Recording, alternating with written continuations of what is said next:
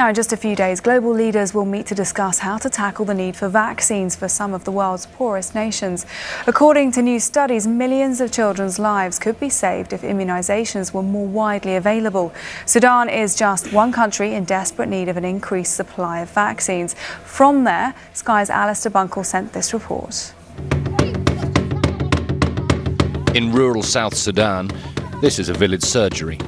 The two witch doctors use drums, pipe smoke and roots to cure illness. Western medicine is welcomed, but with an uneasy reluctance. They'd rather put their trust in God, and they don't want to be out of a job. When we give the medicine, we beat the drum, and then the patient will be okay and rest peacefully with no complaints. Some people collapse because of the drumming. We shake this and they will recover.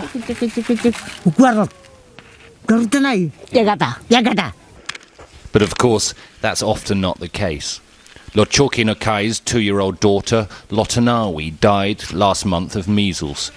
She tried to cure him the traditional way, using the Aporian herb. By the time she decided to take him to a medical clinic, though, he was too ill. I'm not convinced Western medicine would have helped, she tells me. I put my trust in God. If God wants you to die, you'll die. I'm now worried that the grief will kill me. We travelled with a team from Save the Children to deliver vaccines. They're the only aid organisation to work in the North Capoeira region. The roads are, at best, tough going. There's a risk of ambush or tribal fighting stopping the vaccinations from getting through. At times, we struggled, and it's only the start of the rainy season here. In a few weeks, the dirt roads will be impassable, and then the aid won't get through. It's as simple as that.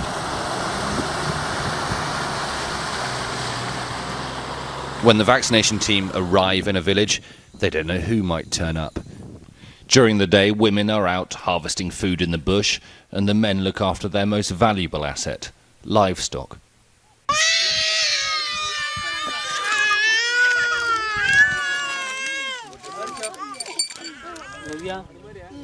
And so it's 4, 5, 6-year-old children who come, and they bring their younger siblings with them. It's rare a father shows this sort of interest.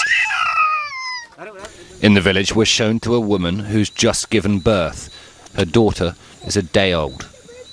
Mother and baby will stay in the wood and straw hut, unwashed, until the umbilical cord falls off naturally. The vaccination team immunise her against polio, but they'll have to rely on the mother to ensure that her new child comes to them for further postnatal care.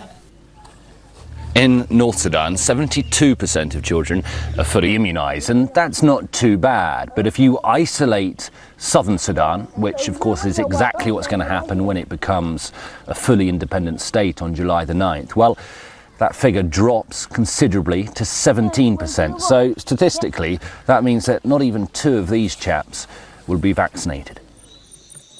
Life isn't cheap in southern Sudan, but it is ever so fragile.